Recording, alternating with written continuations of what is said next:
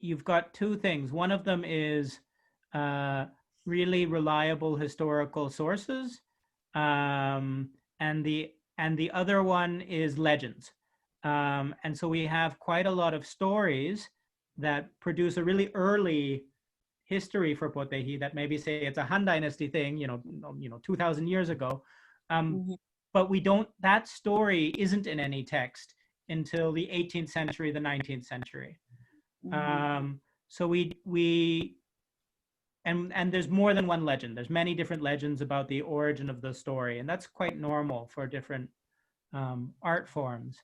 But the very sort of reliable historical sources seem to suggest 18th century, Fujian, then Taiwan, then in the later 18th century and in the 19th century, Myanmar, Manila, Sumatra, Java, Kalimantan. I haven't seen anything before the 20th century, and also Makassar. See, I've only seen sources from the 20th, people's remembrances and stuff.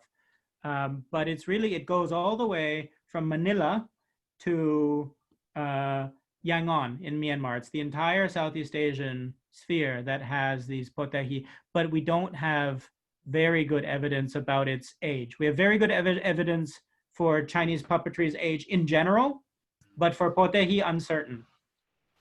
Yes. Baik. Terima kasih Mas Jos atas pendapatnya. Itu sangat dalam sekali ya tadi. Itu sejarahnya wayang potehi secara spesifik itu hampir bagaimana ya? Peribahasanya bagaikan mencari jarum di dalam lumbung jerami, mungkin seperti itu ya. Karena saking banyaknya sumber, saking banyaknya legenda yang ada, maka dari itu aku telepon satu-satu itu langsung disambung nomornya. Ini muncul aku. Ini sampean tak ketok di sampean. Ya, mungkin sekali lagi saya aturkan untuk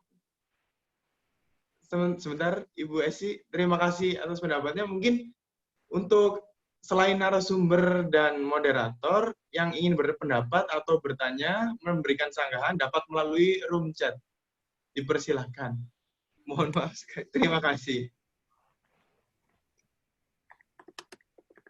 Baik, selanjutnya dari itu sejarahnya tadi sudah. Selanjutnya itu perkembangannya yang ingin tahu. Mulai dari Mas Jos sekarang.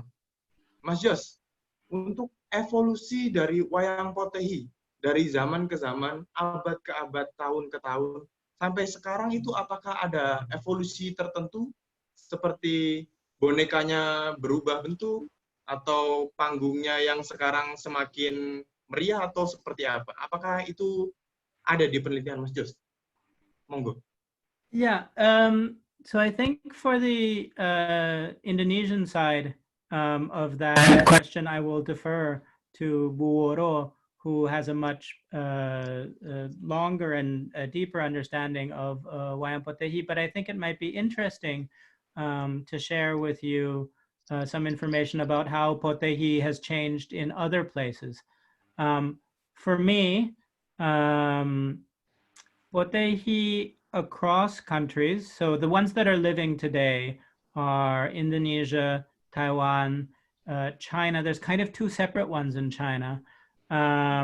Penang in Malaysia, and Singapore. The ones in Myanmar and the ones in Sumatra and the ones in Philippines have disappeared as far as we know. But it's interesting to me because we often talk about traditional theater or traditional arts, and we expect a certain kind of continuity, but we have these 5 main potehi practices, and they all look different. Migration isn't that long ago, right? Migration is the big Hokkien migration is only 150 years ago, and we think of tradition as being much longer than that. But every one of those places has had a very distinctive, very separate evolution, whether it's in terms of language or in terms of medium or in terms of puppet manufacturer or size or performance type. In Indonesia, for instance, it's the only place that we still see long performance series where in a kelenteng, people might perform for 30 days or 40 days. That doesn't happen in Fujian or Taiwan or Penang. So I figured, again, if you're interested, I can show you some pictures, some videos of what Potehi tends to look like nowadays in different places. You would like to? Yeah, you would like to? Okay. Yeah, okay. So here's the first link. And this one is in China. This is actually, so in 2017, maybe you know, the most watched television program in the world every year is the Chinese New Year Gala on national television in China, CCTV. And sometimes they pick a particular host city. It's not always in Beijing. And 2017, they picked one of the cities was Quanzhou, which is where Potehi is from. I don't know if you can put the sound on.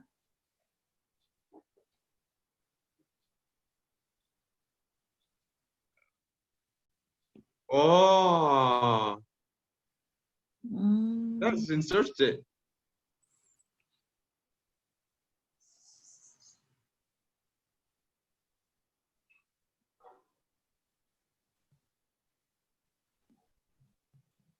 It looks like that the Potehi showed without any stage, a special.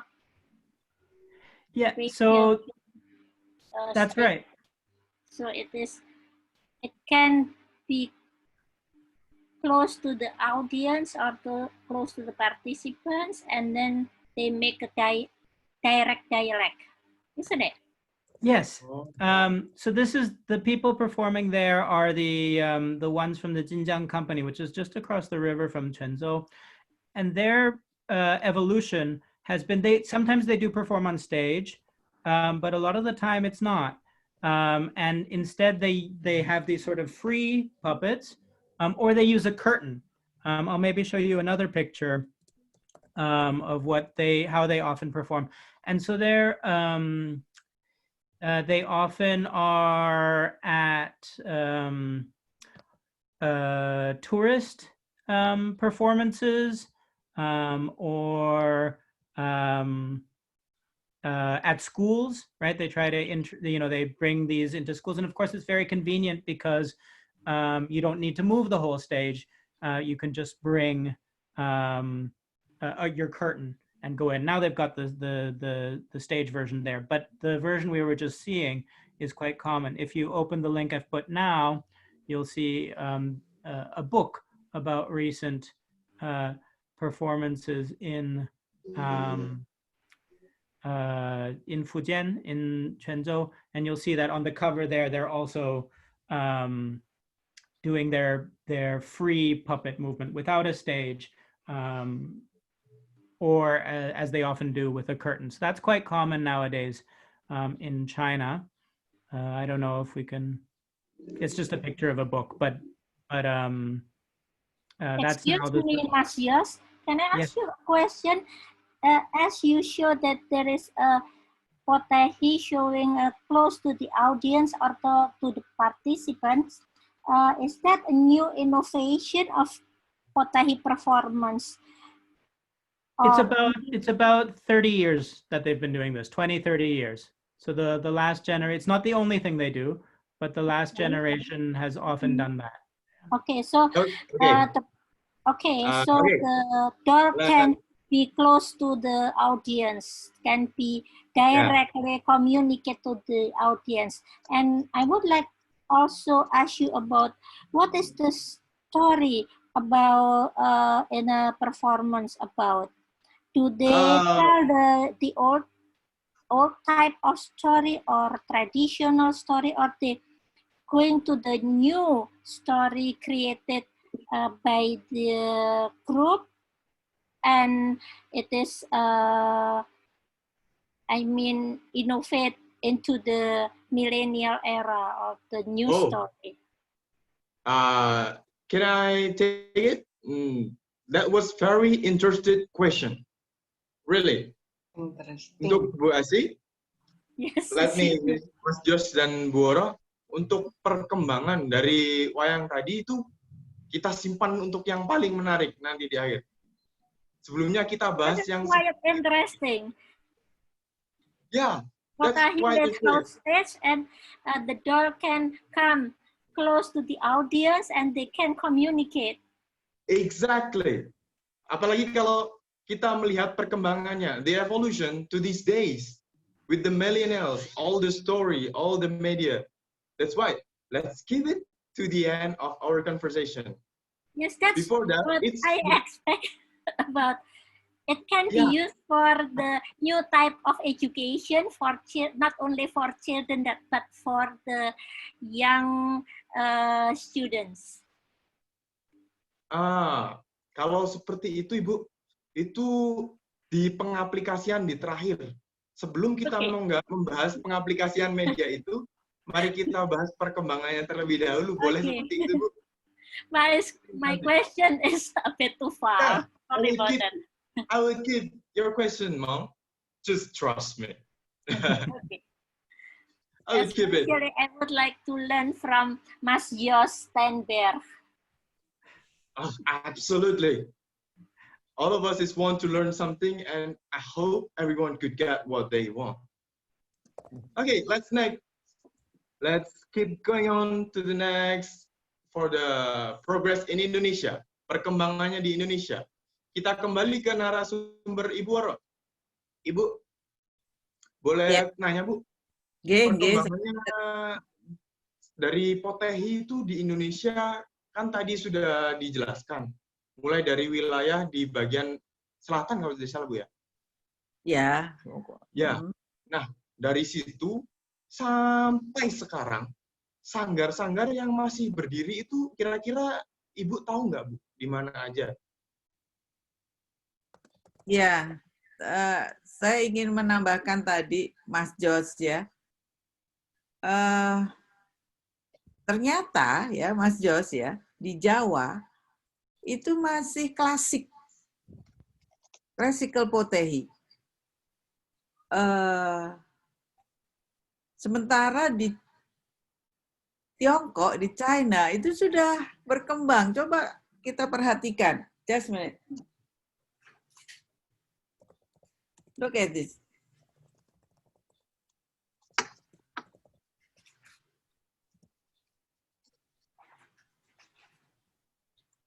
All Potehi in Java is still use classic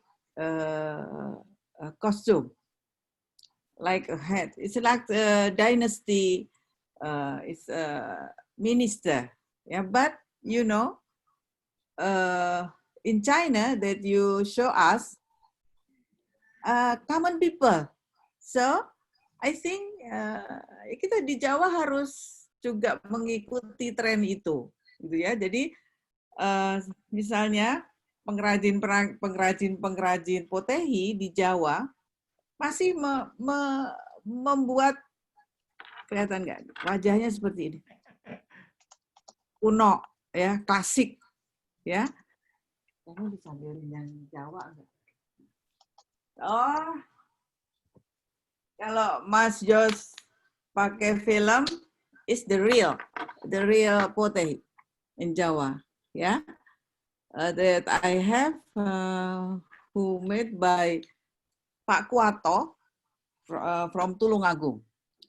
Jadi di Jawa itu perkembangan Potehinya tidak seagresif atau semaju di China, Mas Jos. Ya, masih zaman dinasti Han, masih zaman dinasti Tang ceritanya. Di China, Potehinya sudah ya entrepreneur ya. Nah, sekarang Rumah Cinwa membuat Potehi, Japanese Potehi. Oh. Yeah, it's different types of Potehi. Memang it's not easy to make it because we need pengrajin, we need concept, we need many things. Nah, sekarang kalau di sanggar Potehi hanya ada di Surabaya. 5 merpati, Pak Mujiono, maybe Mas Jos juga kenal ya. And then di Semarang, putranya Pak Tio Tionggi, namanya Pak Tio Holi, kemarin kami ketemu. Dan satu lagi, siapa? Puhoan di Gudo, ya Gudo. Gudo. Gudo adalah preservator Potehi di Jawa. Kemudian baru mengembangkan Potehinya melalui murid-murid dari keluarga Hokley di Gudo. Nah, kemudian di Depok, lihat, Rumah Cintawayang mencoba mengembangkan Potehi untuk milenial. Jadi gayanya agak beda, mungkin ceritanya tetap dinasti Tang, Si Jin Kui, sampai Eng Tai, Sam Kok. But how to tell the story? It's really different. Ada Cecep. Halo Cep. Mau coba demo Potehinya? Nah, kalau Dalang? Oh, enggak ya. Dalang milenialnya mau mencoba sekarang? Mungkin lain kali di diskusi lain kali. Jadi itu lihat. Saya nggak mau terlalu panjang karena kayaknya pertanyaannya cukup banyak ya. Jadi pertanyaan kita akan diskusikan saja. Mari. Sebelum kita melanjutkan, ini sepertinya yang bertanya sudah mulai menumpuk pertanyaannya ini ya. Mari kita cek satu persatu dari yang paling atas. Dari Pak Budi Raharjo, Surabaya. Wayang Potehi dulu kegemaran saya waktu usia di SD pada tahun 1960 sampai 1964 di Bangkalan, Madura. Disuguhkan setiap seminggu setelah Imlek. Istilah dalam kultur Tionghoa, sembahyang rebutan. Sayang waktu sembahyang rebutan, waktu 1965 peristiwa gestok kebudayaan itu dilarang. Ya, pertanyaannya adalah, dari narasumber, apakah pernah mengadakan penelitian di kelenteng-kelenteng yang paling sering mengadakan kegiatan tersebut? Mulai dari Ibu Woro terlebih dahulu. Bagaimana, Bu? Iya Pak Budi, terima kasih atas pertanyaannya, juga atas kehadirannya ya.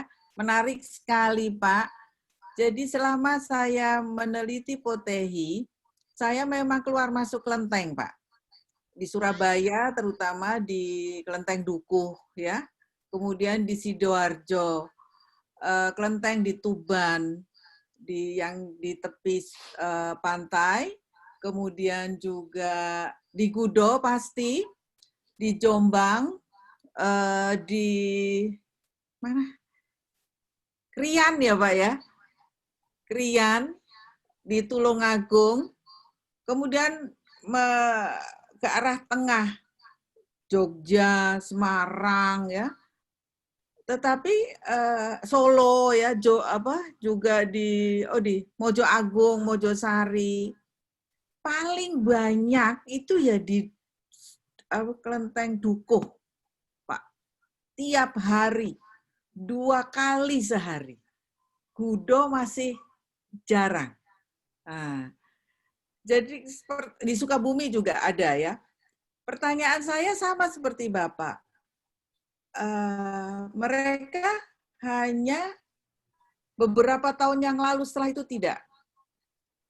Memang waktu tahun 65, 67 itu sampai 30 tahun kemudian, kan Potehi dilarang ya Pak. Jadi kecuali di Gudo itu terus. Mungkin karena kedekatan kelenteng dengan pihak keamanan waktu itu, menurut informasi dari pihak kelenteng. Tetapi untuk di Semarang misalnya, walaupun sudah ada izin pentas, mereka diawasi begitu ya, Pak. Nah, tetapi setelah zaman Gus Dur, mulailah euforia untuk menanggap Potehi lagi. Sayangnya ya sudah banyak dalang Potehi yang sepuh ya, kemudian mereka tidak mobile lagi ya, dan yang penting karena perubahan keyakinan, jadi ya tidak ada lagi Potehi di kelenteng. Tidak lagi untuk ritual, hanya sifatnya hiburan atau kenangan begitu Pak Budi. Jadi yang masih sekarang, yang masih sering adalah Sukabumi. Kemudian Dukuh, Prian, Tulungagung itu yang masih agak sering. Yang lainnya ya tergantung donaturnya Pak. Karena Potehi dipentaskan sesuai dengan jumlah donasi yang terkumpul begitu, dan itu menentukan berapa hari dia akan main. Bapak bayangkan kalau ada satu Potehi pentas itu 10 hari dan hanya ada 2 grup di Jawa Timur, bagaimana mengatur waktunya, itu yang tidak mungkin. Di Rumah Cinwa Potehi tidak masuk ke kelenteng karena sifatnya sustainability dari Potehi itu dulu. Orang kenal dulu. Mungkin nanti ada ya entah kapan ada lagi grup baru yang lebih ke arah ritual ya barangkali ya Pak. Itu kita masih harus melihat ke depan saya pikir sekarang. Jadi itu Pak Budi yang bisa saya sampaikan. Jadi matur nuwun. Maaf barangkali waktunya juga terbatas, jadi kita nggak bisa nanti kita ketemu aja Pak di Surabaya. Baik, luar biasa sekali. Untuk selanjutnya, Mas Jos punya nggak penelitian yang di situ? Bisa diceritakan mungkin salah satu penelitiannya Mas Jos mengenai itu, apakah ada? Well, I mean, I only spent limited time in Indonesia, and it's actually in Gudo that I met Bu Woro, because we were both watching the same series of Potehi performances 7-8 years ago now. I suppose the interesting thing for me is always to make the comparisons with how Indonesian Potehi develops with other places. In Indonesia, I think the relationship to the kelenteng has been very close, partly because of Orde Baru. I mean, my understanding of it is that things that were Chinese culture or that were identified as centers for, the Chinese ethnic observances were not permitted, right? So you couldn't have all manner of Chinese cultural expression. But it was the connection with the kelenteng that made it possible, because it did have a ritual function and a ritual history and did have a place on kelenteng grounds. And I think to a substantial extent, the reason it survives in Java is because it was possible, it was reasonable to claim that it was a religious observance, not just a cultural observance. If Potehi didn't have the kelentengs in the 60s and 70s, probably it would have disappeared at that point.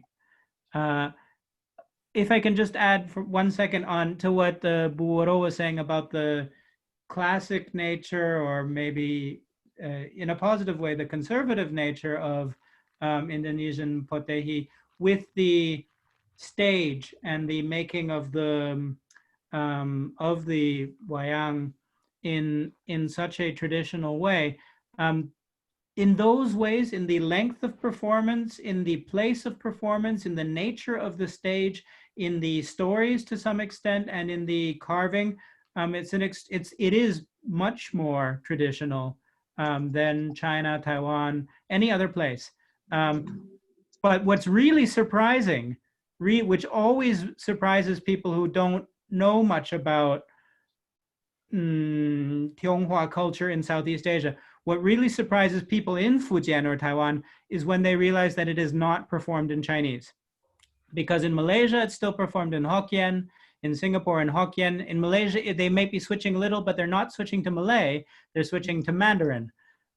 In Taiwan and in Fujian, it's in Hokkien, and if there's a switch, it's to Hakka or to Mandarin. So it's really interesting and really unusual from the perspective of people in China to have a cultural practice of Chinese origin that in some ways changes very little and is more traditional, but in the feature of language just is only in small part in Hokkien, is overwhelmingly in a foreign language. That's very unusual in the broad range of Chinese theaters. Yes. Lian, may I Yeah. answer Pak Budi question about Yes. sekolah-sekolah? Yeah. Before we proceed in there, Guru, Yeah. kita sekalian, ini dari yang saya lihat, mungkin bisa digabungkan perkembangannya, pertanyaan dari Mas Arief tadi. Pertanyaan yang belum terjawab, tadi Mbak Ria sudah dijawab langsung di room chat, lalu ada Mas Arief. Bagaimana Potehi menghadapi pada masa Orde Baru 1965, terus masuk ke Pak Budi yang di sekolah-sekolah itu ya? Oh iya, iya. Pendapat dari seorang peneliti yang sudah berpuluhan tahun menggeluti di bidang ini, Bu. Dari masa itu sampai sekarang itu apakah ada perkembangannya untuk berkunjung ke sekolah-sekolah atau diaplikasikan ke bidang edukasi, pendidikan seperti yang pertanyaan Bu Esi tadi? Justru itu Pak Lian. Saya matur Pak Budi. Jadi tugas kami di Rumah Cinwa di Depok ini itu ke sekolah, Pak. Ke TK ya, diundang ke SD waktu itu di Pluit, di mana? Pantai Indah Tunas Muda, Bu. Tunas Muda. Tunas Muda ya. Bagaimana anak-anak begitu antusias begitu, Pak, melihat boneka kecil imut-imut ya. Dan ini adik-adik ini, mahasiswa ini juga sok edan gitu loh, Pak. Sok ya gila-gila gitu. Sok jadi anak kecil gitu. Jadi mereka barangkali kenapa di Surabaya tidak terjadi itu? Karena memang mungkin di Surabaya sudah sepuh begitu ya, Pak ya. Jadi ketika harus berbicara dengan anak-anak, jadi ada jarak begitu. Sementara yang di Rumah Cinwa itu ya dalangnya masih 20-an, pemain sama deh. Cecep mungkin masih 18 ya, Cep? Ya, Cecep adalah salah satu dalang favoritnya nih, Pak. Ya, nanti diundang aja dia ke Surabaya. Saya ikut, Pak ya. Saya ikut. Jadi tugas Rumah Cinwa adalah memperkenalkan, introducing Potehi to other people, especially children. Kenapa? Indonesia atau wayang 20 tahun lagi sudah bukan punya kita, Pak. Tetapi punya adik-adik ini. Punya masa depan Potehi ada di adik-adik ini. Kita sudah lewat barangkali ya, tetapi kita bisa mewariskan Potehi lagi. Gitu. Hidup lagi Potehi. Dan sejak tadi pertanyaannya? Lian? Gus Dur ya?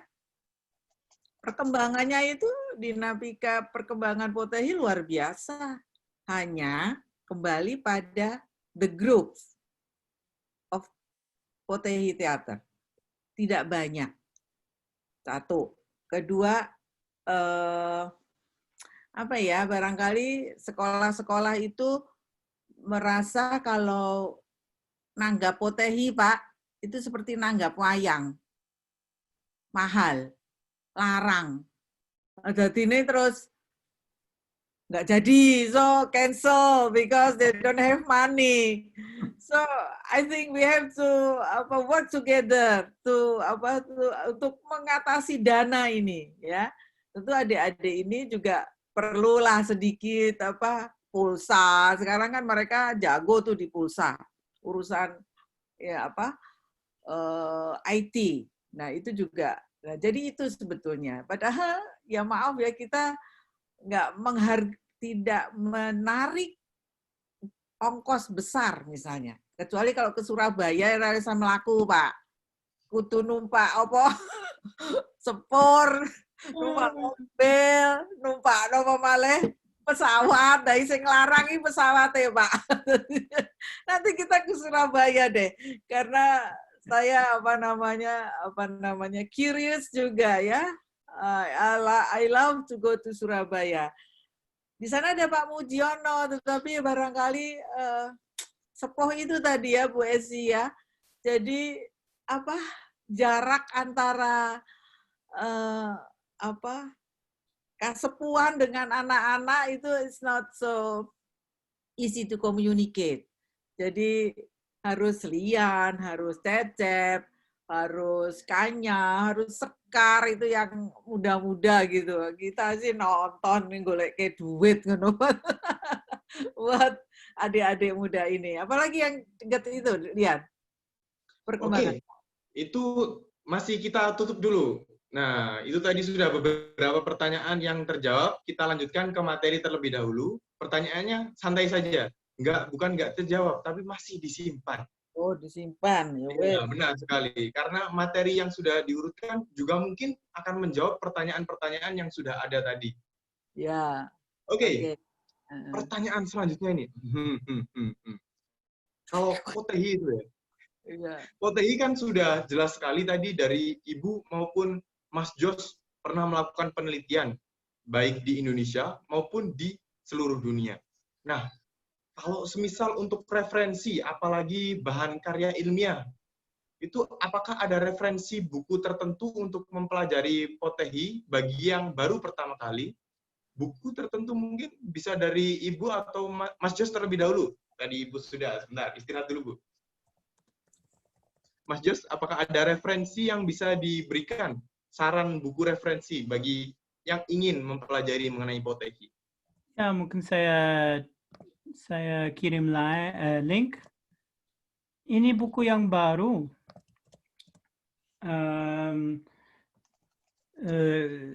Seperti biasa, kalau wayang Potehi Indonesia mungkin lebih baik Bu Woro jawab. Tetapi kalau merasa menarik, ada buku ini yang baru tentang wayang Potehi di Taiwan. And this is specifically about the evolution of Potehi in different media, its relationship. So I see that there's a question about the difference between ritual and entertainment. This is a really interesting book about the connections between ritual, industry, entertainment, large companies, and the successful switch or successful evolution from the traditional ways that you are familiar with, and that the traditional materials that you see in wayang Potehi in Indonesia, to these quite large, very popular transnational companies based in Taiwan, usually called Pili puppetry. So that's a recent book. You can see that's 2019. A lot of the wider Potehi scholarship is about Taiwan, because Taiwan is the place where it's most associated with identity. So usually politicians need to be shown with Potehi, celebrities need to be shown with Potehi. There's a lot of Potehi cosplay in Taiwan, so that's possibly a book that might be interesting. And then there's lots of books about how to act Potehi, but they're in Chinese. So I'll put another couple links. You can look at the covers, and then maybe Bu Woro will introduce Indonesian. Thank you. one. Oke, dari Ibu Woro mungkin ada rekomendasi, Bu? Buku seperti apa yang untuk bagi orang-orang yang ingin mempelajari Potehi dari sejarahnya atau tata caranya itu, apakah ada referensinya, Bu? Saran dari Ibu, rekomendasi. Jelas buku saya. Buku saya. Itu, Ada Ibu. Ya ini, saya nggak Kalau punya. Anda Ini boleh tapi ditampilkan, Bu. Tapi ini sudah habis.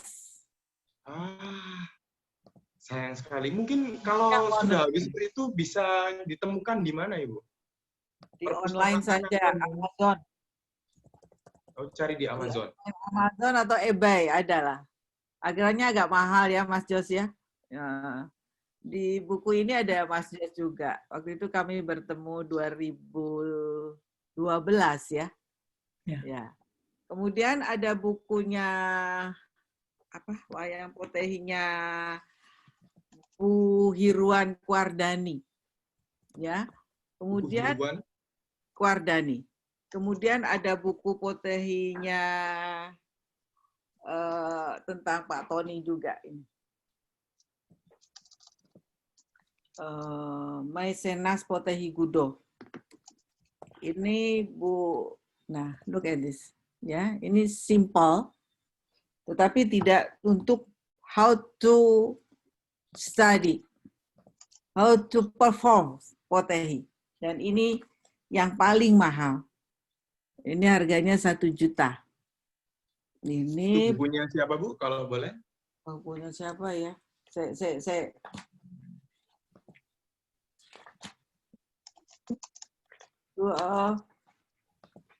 apa ya? Lupa saya. Tapi ini tentang Potehi Gudo juga. Kok nggak ada penulisnya ya? Nah, itu kemudian ada beberapa artikel-artikel kecil yang saya tulis di beberapa buku ya, seperti itu tadi tulisannya Mas Ardian, Purwoseputro. Ada beberapa artikel juga yang saya tulis, jadi sebetulnya referensi Potehi masih sedikit. Masih banyak yang harus digali. Betul, Mas Jos? Khususnya di Indonesia ya. Ya, saya berharap ini adik-adik muda ini dari Rumah Cinwa bisa menulis buku tentang Potehi. Jadi, untuk teman-temannya, kami sedang merencanakan itu, dan mudah-mudahan Potehi yang jilid 2 itu hasil dari karya nyata The Millennial Potehi itu.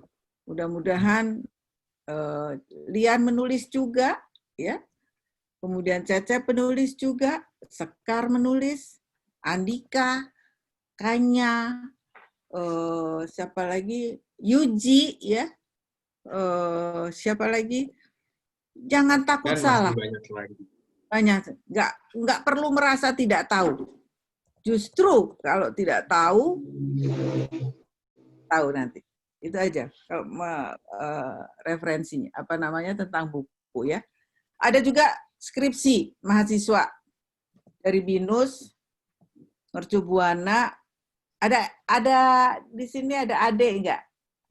Ada Widya, ini sedang menulis tapi tentang wayang kulit Cina Jawa ya, Widya ya.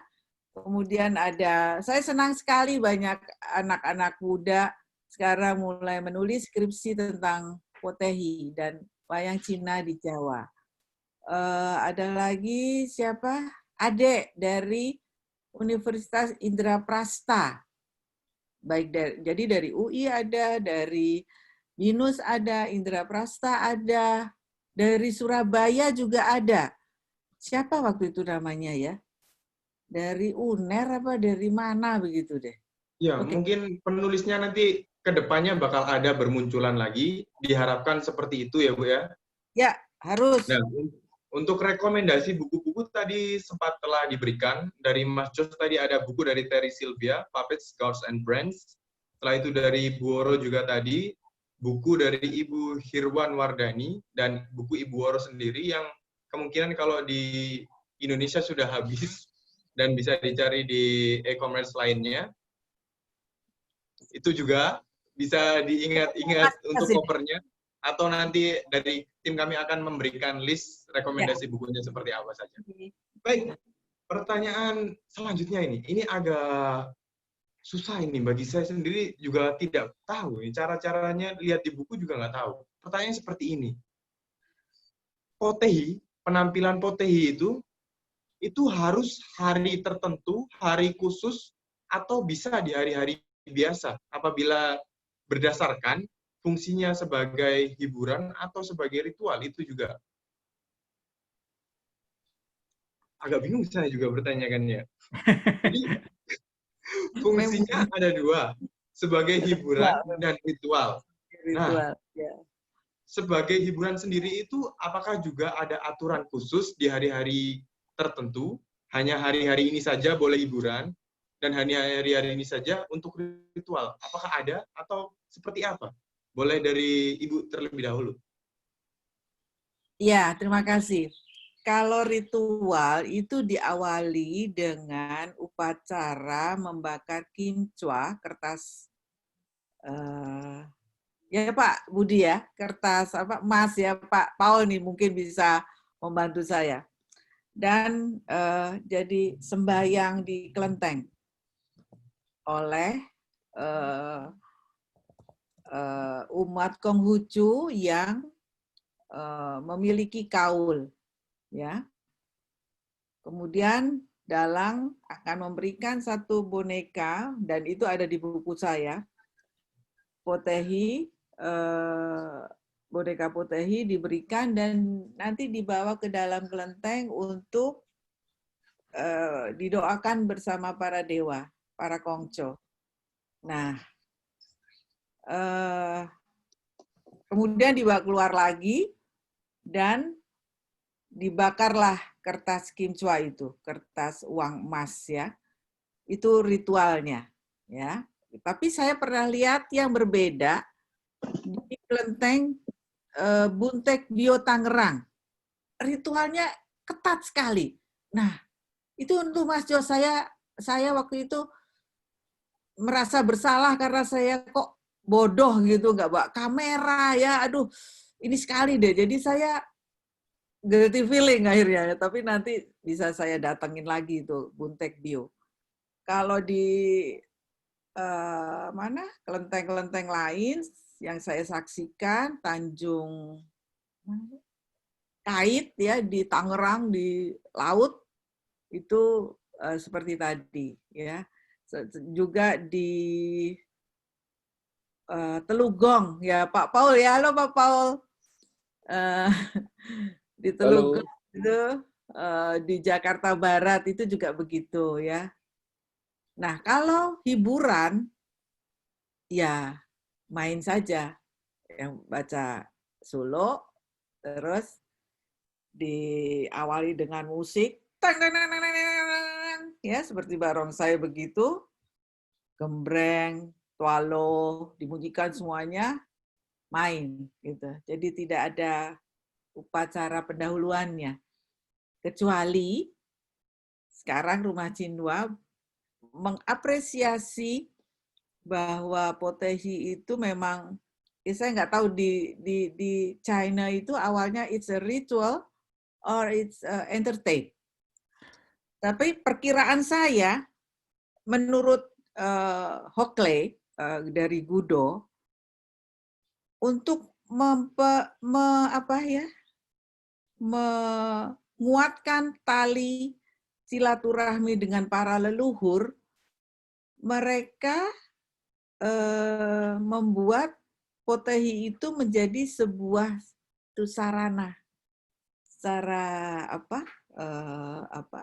ritual untuk bersilaturahmi dengan leluhur tadi, Lian, gitu ya.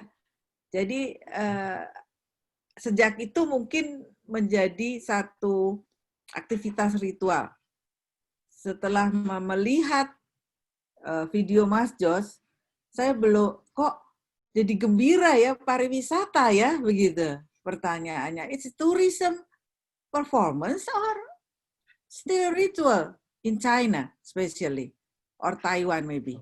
Nah, itu saja sih. Mungkin Mas Jos bisa Baik. nambahkan. Ya, dari Ibu tadi kalau di Indonesia berarti kalau ada ritualnya di awal pasti ada pendahuluannya, Bu ya. Tapi kalau entertainment bahkan pernah ditemukan lebih ketat lagi itu kalau untuk fungsi ritual. Benar seperti itu, Bu. Ya, jadi kalau di entertainment nggak ada ritualnya ya. Tanpa ritual kalau entertainment. Oke, Khususnya kalau di gitu rumah cipta. baik, Bu. Dari Mas Jos. Mas Jos, kalau dari Mas Jos kan sudah sering itu melihat yang di Tiongkok. How about in there? How about the ritual about the entertain for the purpose of entertainment or the spiritual? Is there any specific or certain term that need to be obeyed for talent or something? So it's complicated by the fact that there's different. First of all, I think traditionally, I don't think there was a question, is it for entertainment or is it for ritual? In a society like Fujian, like that part of Fujian, this Hokkien culture, all of the performance traditions that we know, including lots of ones that didn't come to Indonesia, all of them have a ritual aspect. There's no, I can't think of any theatrical or musical genre that doesn't have a ritual aspect. And there's a big debate in theater studies in China about whether all of theater has, whether originally it has a religious purpose. By the time we get to the late imperial period, by the 18th and 19th century, it's clearly also a commercial endeavor, and we have troops going back and forth, the same way we have opera troops going back and forth and orchestras going back and forth. But that doesn't exclude the possibility or the likelihood that they are also performing ritual functions. That is to say, if you're a donor and you want either for your family function or more likely for the temple, and it's an important day, then you can bring in the opera, or you can bring in the orchestra, or you can bring in the puppets, and all of them will have ritual requirements associated with them. In China, it gets very complicated because after 1949, the state is anti-religion, right? Is officially atheist communist state. And so the official troops can't and don't do very much, obviously, ritual stuff. In fact, many of them might do ritual stuff privately. So some theaters can't do any ritual performance on the stage, but they do have an altar and a god that they perform the necessary ritual activities to before the performance, but it can't be upfront. But in the countryside, in the towns, there's still a great deal of ritual theater, and more the formerly negative attitude towards religion in China has loosened. And so now you get quite a lot of ritual theater, especially in countrysides. So in that sorts of situation, every temple has important gods, and those gods have important days. And for those days, you need to provide entertainment. The entertainment isn't for living people. It's for the divine, it's for the gods. And in some cases, it can be for the spirit, for Pudu festival. The ghost festival is for then partially to entertain the spirits of the deceased. So there's a whole ritual economy, and the fact that it is both an economy and has this ritual aspect means that it's not ritual or entertainment. At its origins, it's both. And only recently, in the last sort of half century, do we see forms of theater in China and Taiwan that are explicitly entertainment, not ritual. But that's very recent. Thank you very much. Wow, pendapatnya tadi luar biasa ya. Berarti secara general, mayoritas itu mencakup keduanya.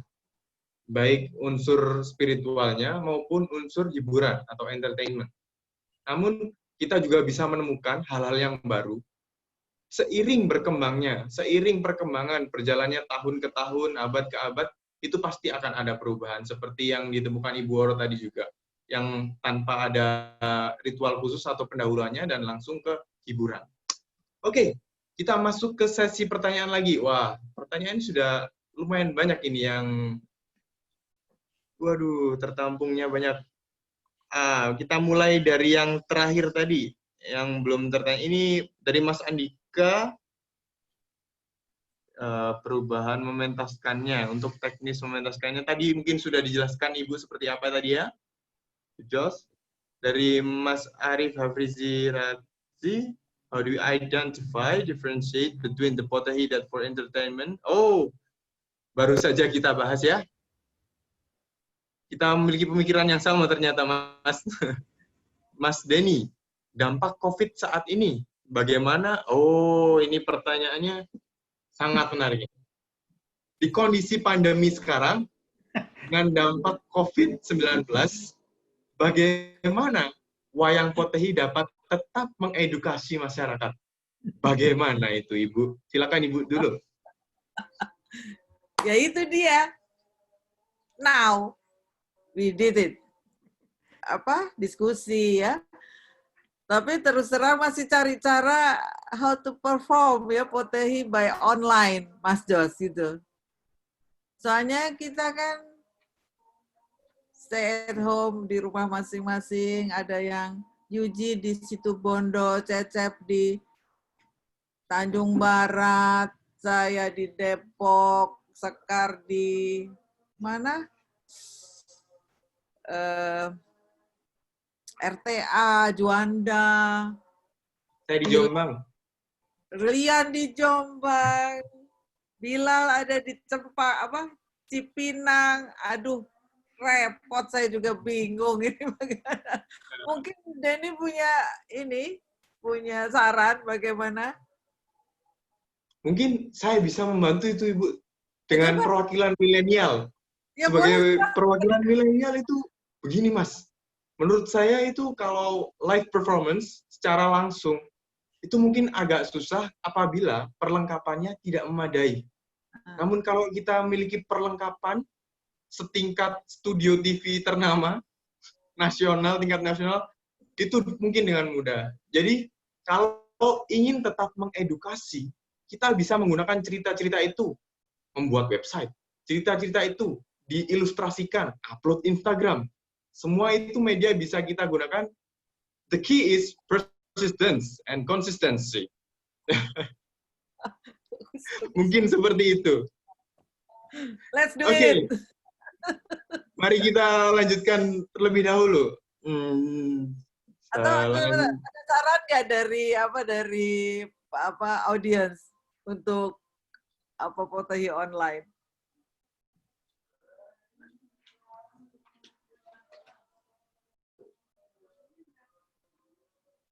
Widya barangkali, anak-anak ini. Denny sendiri, ada saran nggak?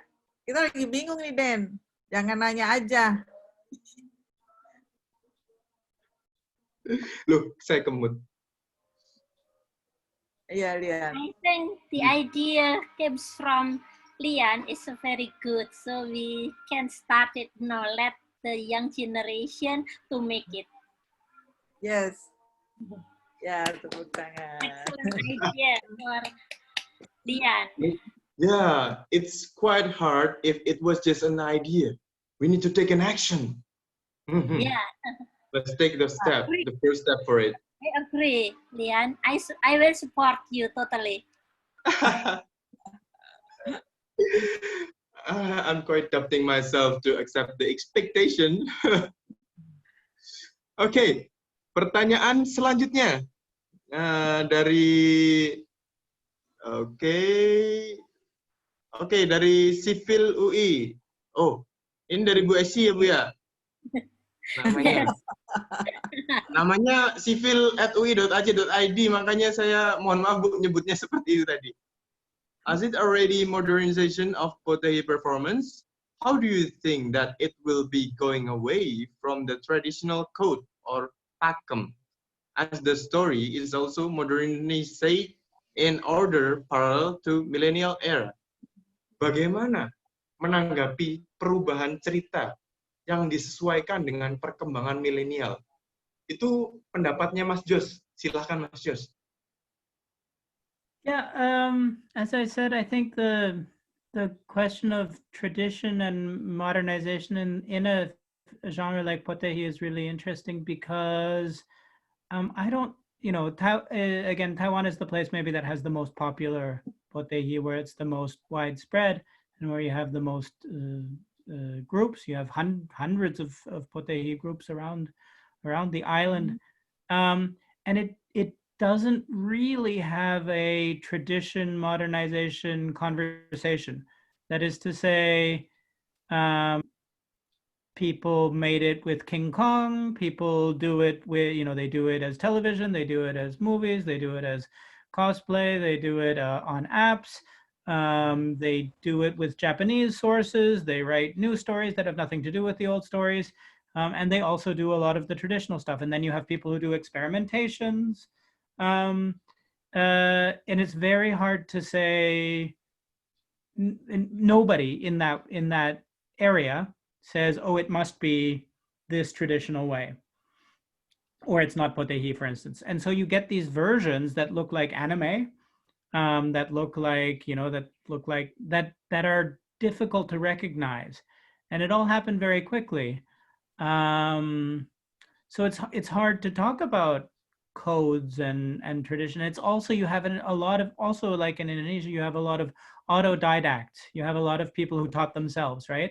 So it's not necessarily, this dalang to that dalang, or so you have in some, in Japan and Korea and China, you have some genres. So if you talk about opera, about Chinese opera, for instance, it does have a real conversation about tradition is this. If you sing it the wrong way, then it's not opera. It's not proper.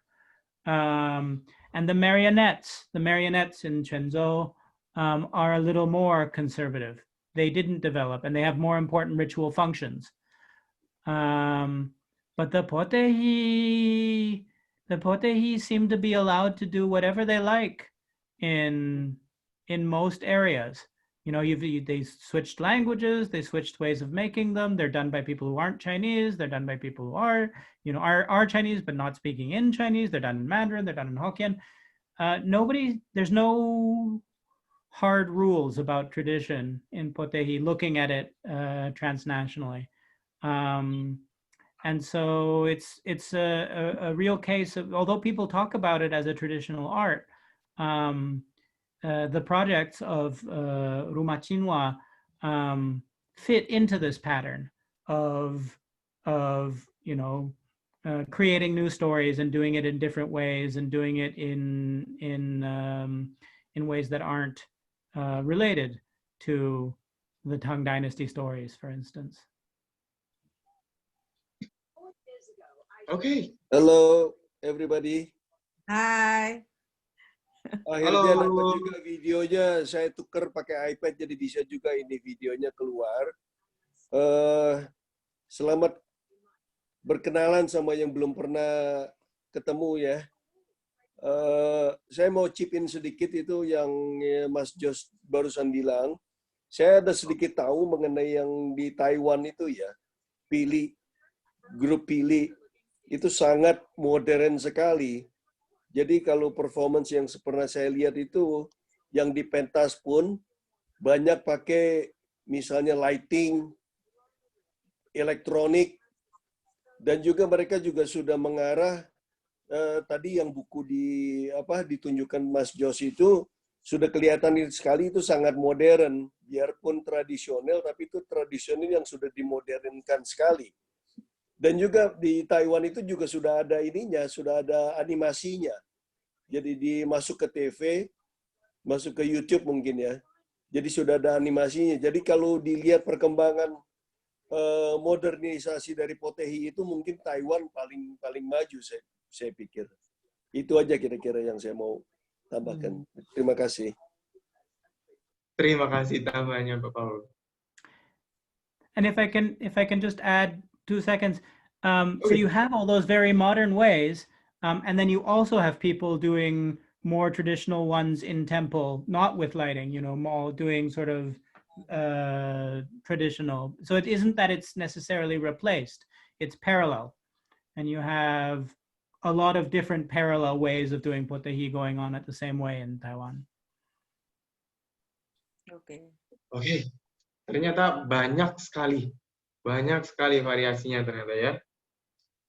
Baik, mari kita lanjutkan ke pertanyaan yang selanjutnya. Pertanyaan yang terakhir tadi, oke. Oh, ini dari Pak Paul juga. Kita juga ada cosplay loh di sini. Iya, cosplay juga salah satu media yang dapat digunakan untuk mengenalkan potehi ke masyarakat. Terus dari Mas Denny ada pertanyaan, selain buku, apakah ada media lain yang dapat dilihat, film dokumentari atau yang lainnya? Untuk film dokumentari, sepertinya Ibu bisa menjawab, Ibu. Apakah ada dokumentasi mengenai itu? Ada, Denny yang buat. Waduh, oh baik, berarti memang ada ya. Itu bisa diakses lewat mana kalau boleh tahu? Di mana ya, Den? Begini. Bagaimana? Film dokumenter secara persis tentang potehi itu memang belum terolah dengan baik, saya pikir.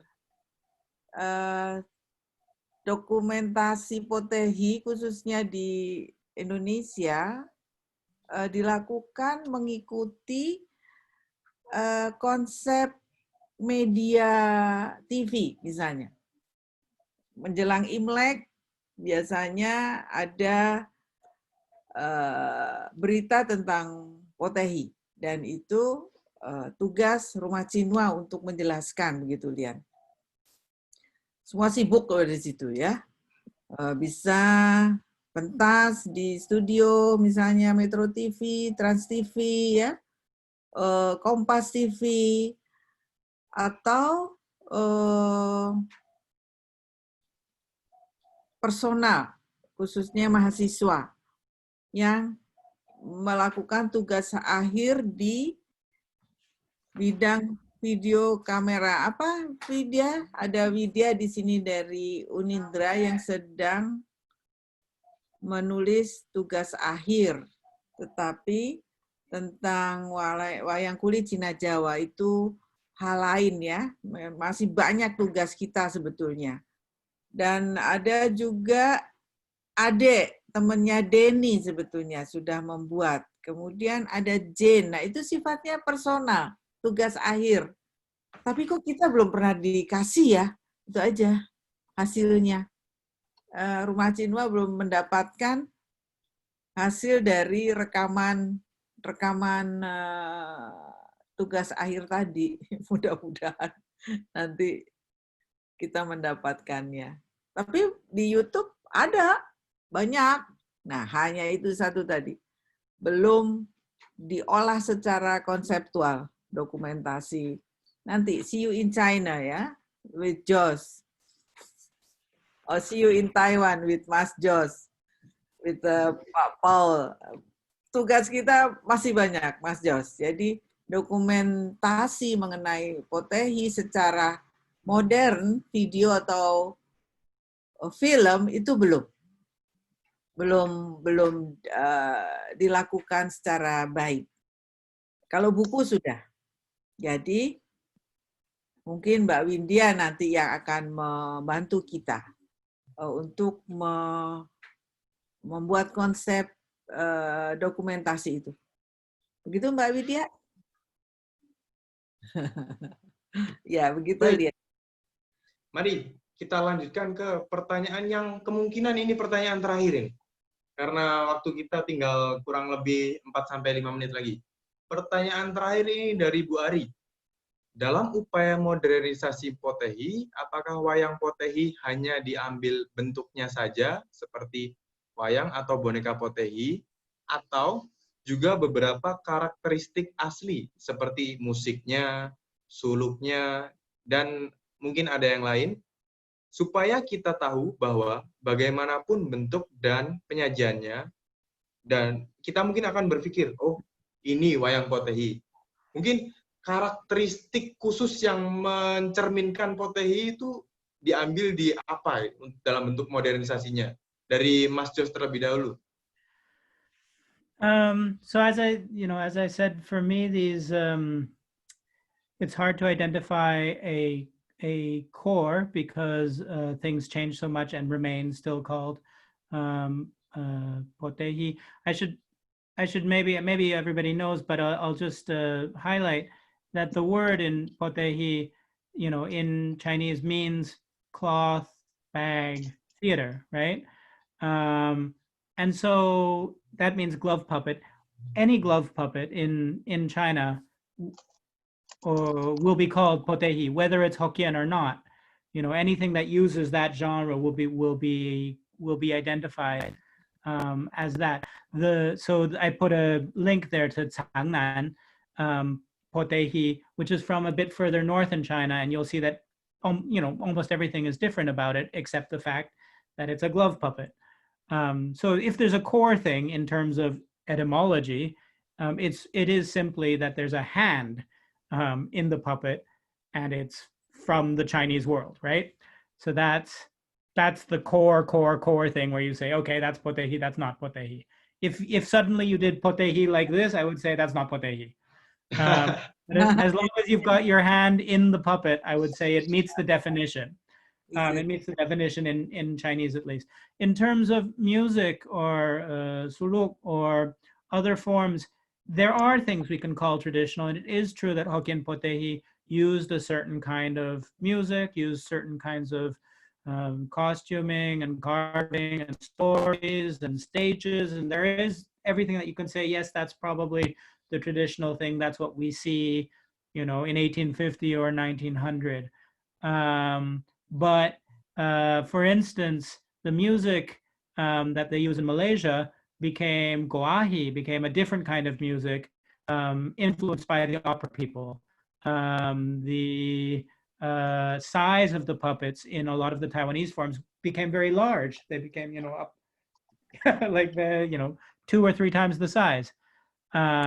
So there are things we can say are traditional, but in practice, over the 5 Potehi places, we really find nothing is totally stable except the hand in the puppet.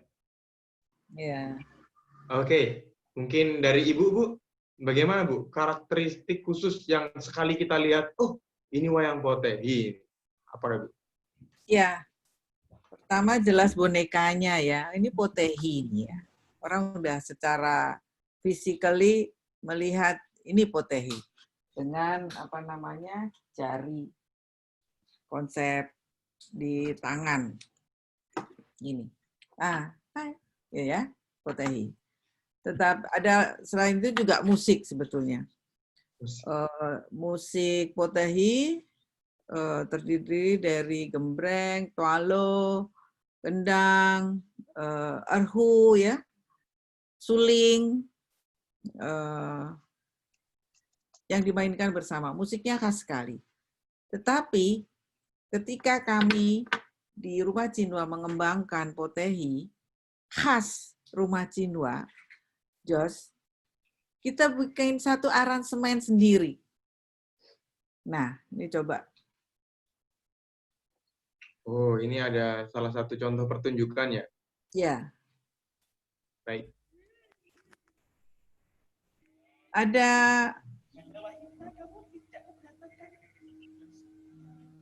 mau dibunyikan?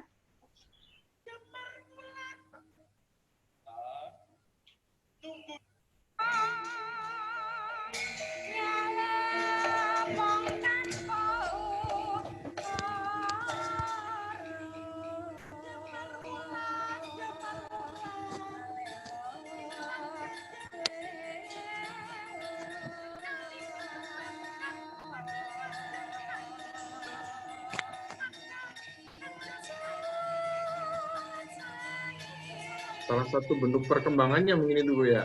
Potehi salah apa itu? satu bentuk Damar bulan. Potehi Damar Wulan.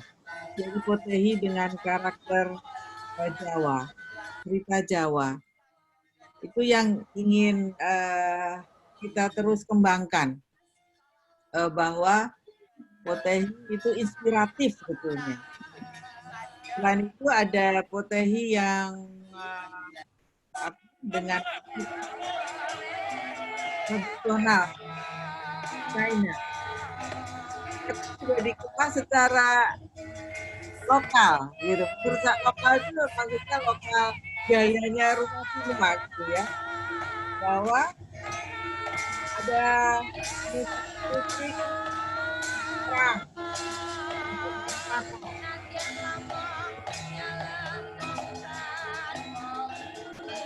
pakai bilang.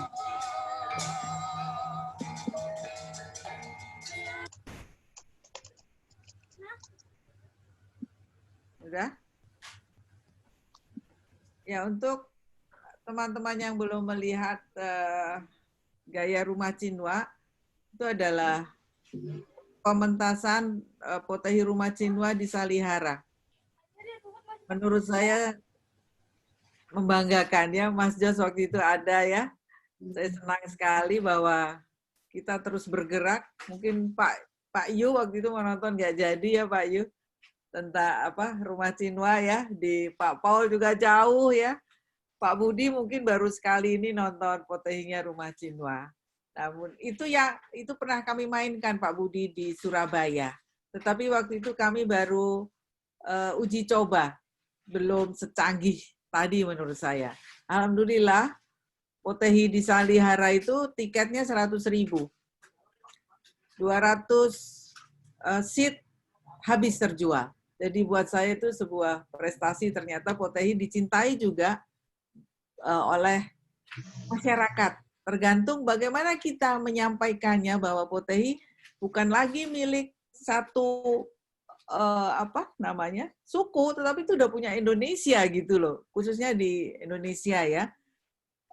Bahwa Potehi itu membawa banyak misi gitu. Jadi kembali ke musiknya ada minggu depan tentang musik Potehi. Sekar nanti yang akan mengolah. Itu saya nggak ngerti kalau musik, itu urusan Sekar deh ya. Bila young people. Terus suloknya masih terima kasih Pak Paul dulu mengajari kami bagaimana menyuarakan sulok Potehi bahasanya Hokkien ya Pak Paul ya. Tapi kayaknya terus ke sini kok jadi beda gitu. Harus diolah lagi ya. Jadi secara fisik yang tidak berubah adalah boneka. Nah, panggung ini kami mau coba seperti ini yang kami miliki tadi adalah panggung klasik bikinan Gudo. Saya juga nggak tahu Gudo mendapatkan dari mana.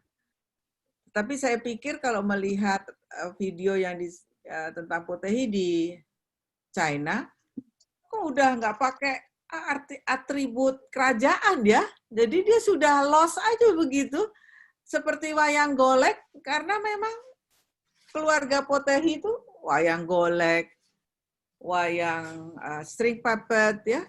Itu 3 dimensi, semua itu wayang saudaranya Potehi. Jadi semua bisa main bareng sepertinya. Dan bisa dikatakan di rumah Cinwa jadi semacam eksperimental Potehi. Terus diolah. Yang seni itu bebas, that's art. Siapapun boleh menginterpretasikannya sesuai dengan apa yang dia pahami begitu. Nah, hanya Potehi saja ada pakem-pakem khusus yang masih harus diikuti. Suloknya masih Hokkien, bonekanya kecil, lucu, ya, dan mudah dibawa kemana-mana, cukup 1 koper. Saya dengar di Taiwan ada Potehi pakai mobil malah. Jalan-jalan pentas. Kenapa kita nggak coba seperti itu? Apa namanya? Cari mobil, pick up, di setting, panggung, selesai udah. Yuk, besok kita beli mobil. Aduh, Itu aja. saya panggilin pencari uangnya itu, Mbak. Oke, baik. Memang itu tadi melihat Aman dikit. performance yang versi Potehi Nusantara itu, saya juga mau mengusulkan mungkin untuk panggungnya itu bisa lebih serasi kalau menggunakan panggung yang bukan tradisional Potehi, bisa dibuat lebih simpel lah.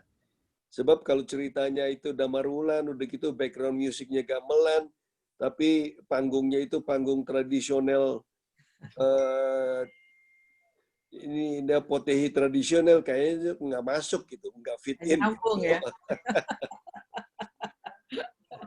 Nanti deh habis ini deh. Baik, saran-sarannya terima kasih banyak. Untuk yang lain itu juga ada tambahan link untuk tambahan dari Mas Jos ya, Mas Jos ya.